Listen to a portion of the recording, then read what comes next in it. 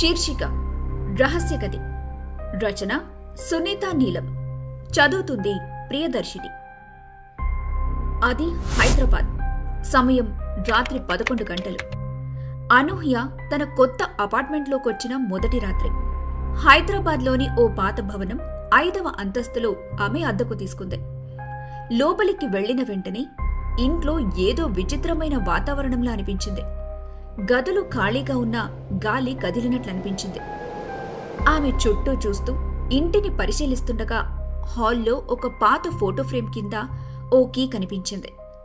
అది చూసిన అనూహ్యకు ఆశ్చర్యం వేసి, ఈ కీ ఏంటి? దేనికి చెందింది? ఇక్కడెందుకుంది అని అనుకుంది. అప్పటికీ అర్ధరాత్రవటంతో ఏమైనా ఉంటే ఉదయం చూసుకోవచ్చులే అనుకుని పడుకోవాలనుకుంది. కాని లోపలి నుంచి ఏవో శబ్దాలు వినిపించాయి. గట్టిగా తలుపులు తట్టినట్టు అనిపించడంతో భయపడుతూ తలుపు దగ్గరకు వెళ్ళింది. తీరా తలుపు తీసి చూస్తే ఎవ్వరూ లేరు. తలుపులు వేసి వెనుతిరిగిన ఆమెకు హాల్లో ఉన్న పెద్ద అల్మారాకు తాళం వేసి ఉండటం కనిపించింది.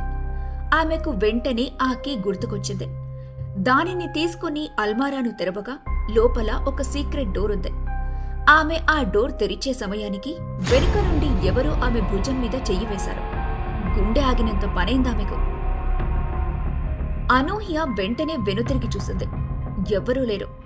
ఆమె గుండె దడదడమంటూ కొట్టుకున్నా సరే లోపలున్న రహస్య గదిని చూడాలనే ఆత్రంతో డోర్ నెమ్మదిగా తీసింది. లోపల చిమ్మ చీకటిగా ఉంది. గదిలో అడ్డదిడ్డంగా పడి ఉన్న పాత ఫర్నిచర్, చితికిపోయిన పుస్తకాలు, మట్టితో కప్పబడి ఉన్న కొన్ని ఫోటోలు కనిపించాయామెకు. వాటిలో ఒక ఫోటో తీసుకుని చూసింది అనూహ్య. అందులో ఒక యువతి ఉంది. ఆ యువతి ఆమెకు ఎంతో తెలిసినట్లుగా అనిపించి మరింత దగ్గరగా గమనించక అది తానే అని షాక్తో వెనక్కి 2 అడుగులు వేసేసరికి గదిలో ఉన్న పురాతన గడియారం ఒక్కసారిగా గట్టిగా మోగింది. వెంటనే గదిలో ఉన్న నోట్బుక్లో పేజీలు వాటంతట అవే అటు ఇటు కదులుతున్నాయి. పాతదైన ఓ పెన్ ఆ నోట్బుక్ అట్టపై అక్షరాలు రాస్తున్నట్టుగా కనిపించేసరికి భయంగా వెళ్లి చూసింది అనూహ్య. దానిలో, అనూహ్య, నన్ను మరిచిపోయావా అని రాసుంది. ఆ పదాలు చూసిన వెంటనే ఇది సాధారణ నోట్బుక్ కాదేమో అని అనిపించింది ఆమెకు. పేజీలు నెమ్మదిగా తిరగవేసినట్లు వాటంతట అవే కదులుతున్నాయి. అందులో ఇంకా తను చూడాల్సింది ఏదో రహస్యమున్నట్టుగా అనిపించింది. ఇంతలో గడియారం మళ్లీ మోగింది. ఇప్పుడు అది కేవలం సమయం చెప్పడం కోసం మాత్రం కాదు, ఏదో సిగ్నల్ ఇస్తున్నట్టు అనిపించింది ఆమెకు. అనూహ్యకి భయమూ ఆశ్చర్యమూ తెలియని భావంతో నోట్బుక్లో ఉన్న అక్షరాలను మరింత శ్రద్ధగా పరిశీలించింది. ఇదెవరి చేతిరాత? ఇది ఎలా ఇక్కడికొస్తుంది అనుకుంటూ ఆమె మెల్లగా మరొక పేజీ తిప్పింది. మరొక పేజీలో, నువ్విక్కడకు 2సారొచ్చావు, మళ్లీ తప్పు చెయ్యొద్దు అని ఉందక్కడ. ఆమెకు ఒక్కసారిగా జ్వరం వచ్చినట్టు చలివణుకు వచ్చింది. ఆమె మనసులో, 2సారి అని అనుకుని, అయితే నేనిక్కడికి ఇంతకు ముందు కూడా వచ్చానా అని ఆమె ఆలోచిస్తూ ఉండగాని వెనుక నుండి ఒక్కసారిగా తలుపు మునుపటిలానే గట్టిగా మూసుకుంది. ఆమె పరుగెత్తి తలుపు తీయబోయేలోపే గదిలోని అద్దంలో ఆమె ప్రతిబింబం కనిపించింది. ఆ ప్రతిబింబంలో ఉన్న అనూహ్య చిరునవ్వుతో ఆమెను చూస్తోంది. కాని అద్దం ముందున్న తను నవ్వటం లేదు. అనూహ్య గుండె ఆగినంత పనయ్యింది. నా ప్రతిబింబం కదులుతుంటే నేను కదలటం లేదు అంటూ ఆమె భయంతో వెనక్కి అడుగులు వేస్తుంటే ఆ అద్దంలో ఉన్న ప్రతిబింబం మాత్రం ఆమె వైపుకు ముందుకడిగేస్తోంది. ఆమె మనసులో, ఇది కల కాదు కాని నిజమేనా అనుకుంది. అంతలోని గదిలోని గడియారం మళ్లీ మోగింది. అది మోగిన ప్రతిసారి గదిలో వాతావరణం మారిపోతూ ఉంది. ఆమె వెంటనే భయంతో వెనక్కి తిరిగి తలుపును తెరవటానికి ప్రయత్నించింది. కాని తలుపు లోపల నుంచి లాక్ అయింది. అనూహ్య గట్టిగా, ఎవరైనా ఉన్నారా? నేనిక్కడి నుంచి బయటకు వెళ్ళాలి అని అరిచింది. అదే సమయంలో ఆమె వెనుక నుండి ఓ గొంతు వినిపించింది, అని. ఆమె వెనక్కి తిరిగేలోపే అంతా చీకటిగా మారిపోయింది.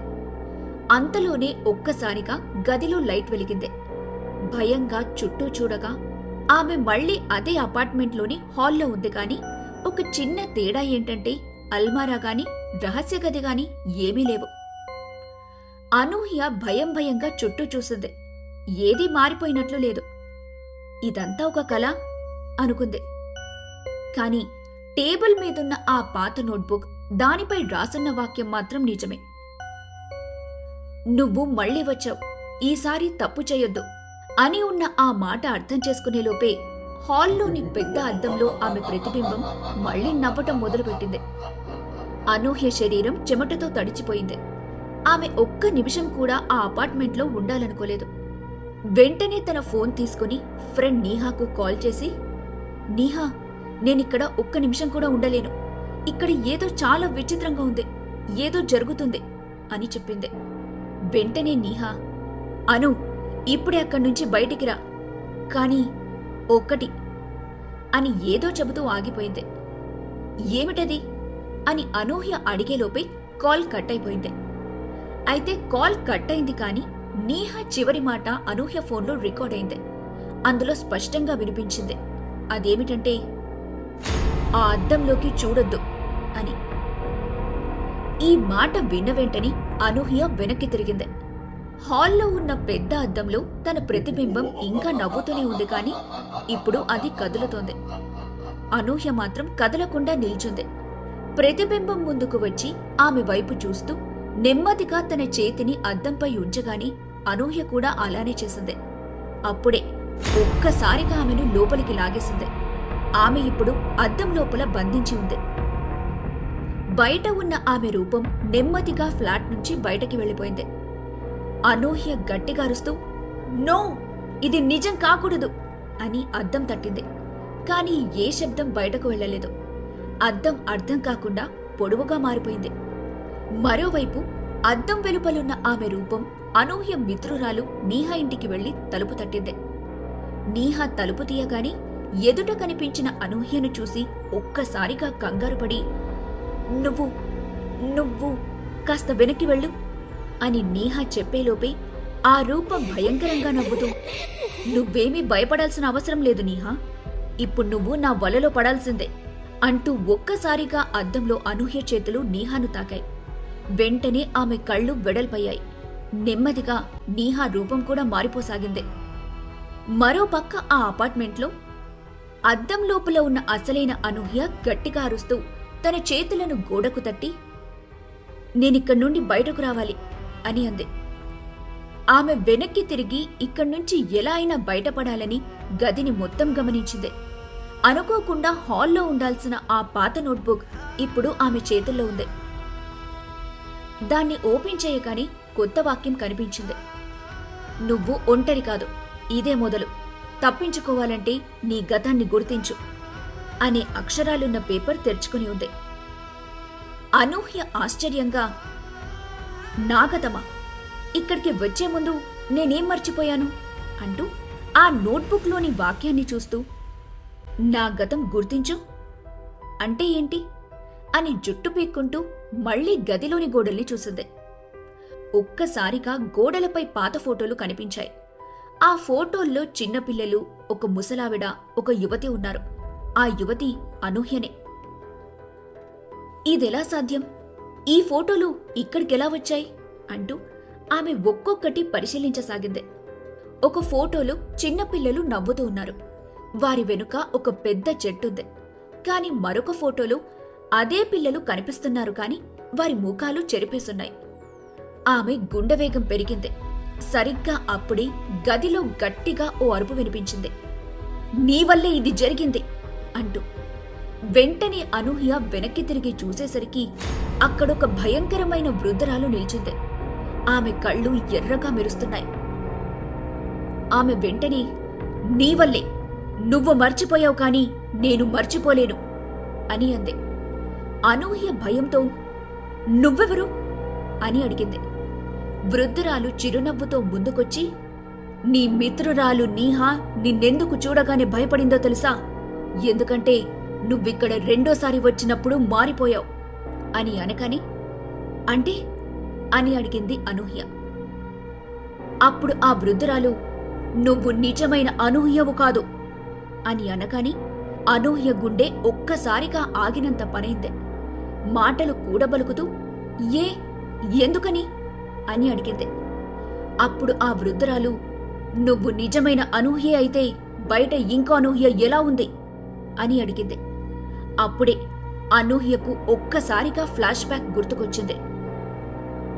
ఒక ఏడాది క్రితం అనూహ్య ఇదే అపార్ట్మెంట్లో నివసించేది, కాని ఆమె ఎప్పుడూ రహస్య గదిని తెరవలేదు. ఒకరోజు రాత్రి ఉత్సాహంతో ఆ తలుపును తీయగానే ఆమె మాయమైపోయింది. ఆ గదిలో ఉన్న అద్దం ఆమెను లోపలికి లాగేసి అద్దం లోపలున్న అనూహ్య బయటకొచ్చేసింది. అదే ఇప్పుడు బయటున్న అనూహ్య. వృద్ధురాలు గట్టిగా అరుస్తూ, నువ్వు ఒక ప్రతిబింబం, అసలైన అనూహ్య ఇప్పటికే గాడి తప్పిపోయింది అని అంది. అనూహ్యకు ఆ మాటలు అర్థమయ్యాయి. నిజమైన అనూహ్య ఇక్కడే ఉంది కాని ఇప్పుడు బయటున్నది అద్దం అనూహ్య. అంటే ఇప్పుడు బయటున్న అనూహ్య తన మిత్రురాలు నీహాను కూడా ఆక్రమించేస్తుందా? అది జరిగేలోపు నేను ఏదైనా చేయాలి అని అనుకుని ఆమె వెంటనే గదిలో ఉన్న గడియారం వైపు పరిగెత్తింది. ఆ గడియారం మోగినప్పుడే ఏదో మారుతుంది, గడియారం ముళ్ళును తిప్పితే అనుకుని దానిపైన చేయి వేసింది. అంతే, ఒక్కసారిగా గది చీకటిగా మారిపోయింది. లోపల 6 చేతులున్న భయంకరమైన ఆకృతి కనబడింది. ఇంతలో వృద్ధురాలు, ఇదే నిన్ను లోపలికి లాగింది కాని ఇప్పుడు ఇదే నిన్ను బయటకు పంపగలదు అని చెప్పి మళ్లీ ఆమెనే మాట్లాడుతూ, నిజమైన అనూహ్య ఎవరో గుర్తుపట్టాలి, నువ్వా బయట ఉన్నదా అని అనగాని అనూహ్య ఒక్క క్షణం ఆలోచనలో పడి ఆశ్చర్యంగా, నేనా, ఎలా అని అడిగింది. అద్దంలో ఉన్న ప్రతిబింబం తన వైపు చూస్తోంది. వెంటనే అనూహ్య గట్టిగా కళ్ళు మూసుకుంది. నిజమైన అనూహ్య ఎవరనేది అర్థమై ఒక్కసారిగా గడియారాన్ని గట్టిగా కొట్టేసరికి గడియారం మోగింది. కాసేపటికి అనూహ్య కళ్ళు తెరిచి చూసేసరికి హాల్లో ఉంది. అక్కడ అల్మారా లేదు, గదిలో ఉన్న అద్దం కూడా లేదు. ఫోన్ మోగుతుంది. స్క్రీన్పై నీహా కాలింగ్. వెంటనే అనూహ్య ఫోన్ ఎత్తి హలో అనగాని, నీహా, హే, నువ్వు సేఫ్గా అపార్ట్మెంట్కు చేరుకున్నావా అని అడిగింది. అనూహ్య ఆశ్చర్యంగా, ఏం, నేనిక్కడకు కొత్తగా వచ్చానా అని అడిగింది. అవునను, ఈరోజే కదా నువ్వు కొత్త అపార్ట్మెంట్లోకి షిఫ్ట్ అయిన రోజు అని నీహా అనగాని, కాని నిన్న ఇదే జరిగింది కదా అని తనలో తాను అనుకుంటూ అద్దం వైపు చూసింది. అక్కడ కేవలం తన ప్రతిబింబమే ఉంది, కదలని నవ్వని మారనిది. ఇంతలో మళ్లీ హాల్లోని గడియారం మెల్లగా మోగింది. ఆమె నిశ్చయించుకుంది, ఇక ఆ రహస్య గదిని, ఆ అద్దాన్ని, ఆ గడియారాన్ని ఎప్పటికీ తాకకూడదని. అనూహ్య గడియారం వైపు చూసింది. అది మెల్లగా మోగటం ఆగిపోయింది. అంతా ఎప్పటిలానే కనిపించింది. ఆమె గట్టిగా ఊపిరి తీసుకుని, ఇది నిజమేనా, నేనిప్పుడు సురక్షితమేనా అని ఆలోచిస్తూ ఉండగా అప్పుడే ఫోన్ మళ్లీ మోగింది. నీహా కాలింగ్.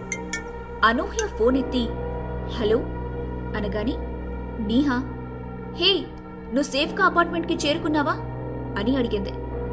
అనూహ్యకి ఏం జరుగుతుందో అర్థం కాక, ఏంటే నువ్వు ఇదే ప్రశ్న ఎన్నిసార్లు అడుగుతావు అని అంది. నీహా ఆశ్చర్యంగా, నేనడగటమేంటి, నేనిప్పుడే ఫస్ట్ టైం కాల్ చేస్తున్నాను కదా అని అంది. అనూహ్యకు అనుమానం మొదలైంది. నెమ్మదిగా తన గదిలోకి వెళ్లి అద్దం వైపు చూసింది. అద్దంలో తన ప్రతిబింబం స్పష్టంగా ఉంది. అది కదలటం లేదు, నవ్వటం లేదు. హమ్మయ్య అని ఊపిరి పీల్చుకొని ఒక్క క్షణం ఆగి మళ్లీ చూసేసరికి అద్దం మీద చిన్నగా పగుళ్లు రావటం మొదలైంది.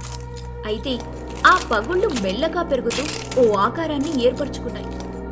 అది ఆమె ముఖానికి ఒక అద్దంలో మిగిలిపోయిన ప్రతిబింబంలాగా కాకుండా ఇంకెవరినో పోలుంది. ఒక రకమైన కాంతివంతమైన కళ్ళు, మందమైన నలుపు జుట్టు. అది నీహా ముఖం.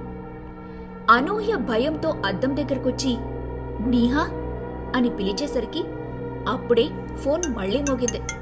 కాని ఈసారి స్క్రీన్పై పేరు నీహా కాదు, అజ్ఞాత సంఖ్య అని కనిపించింది. ఆమె వణుకుతున్న చేతులతో కాల్ ఎత్తింది. ఫోన్ లోపల నుండి ఒక తీయటి కాని విషాదమైన స్వరం, ఇది నిజమైన ముగింపు అనుకున్నావా అనూహ్య అని వినిపించింది.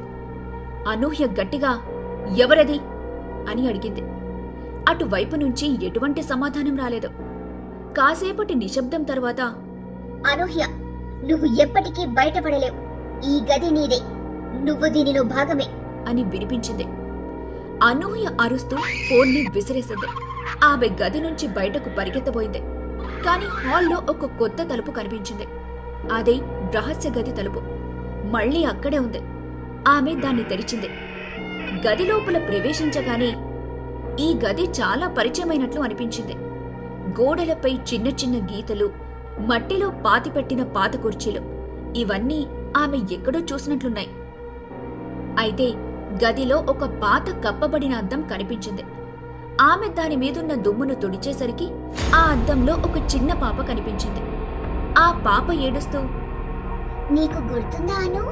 నువ్వే నేను, నేనే నువ్వు. నువ్వు ఈ గదిని వదిలిపెట్టలేవు అని అంది. అనూహ్య ఉలిక్కిపడి వెనక్కి తిరిగింది. అప్పుడే మళ్లీ గదిలోని గడియారం మోగటంతో ఆమె భయంతో గట్టిగా కళ్ళు మూసుకుంది. ఆమె తిరిగి కళ్ళు తెరిచినప్పుడు ఆమె తన బెడ్రూంలో ఉంది. అద్దం లేదు, గడియారం లేదు, రహస్య గది లేదు. ఆమె ఊపిరి పీల్చుకుని, ఇదంతా కలనా అనుకుని, ఇక్కడ ఒక్క నిమిషం కూడా ఉండకూడదు. ఈ అపార్ట్మెంట్, ఈ గది అంతా చాలా విచిత్రంగా ఉంది.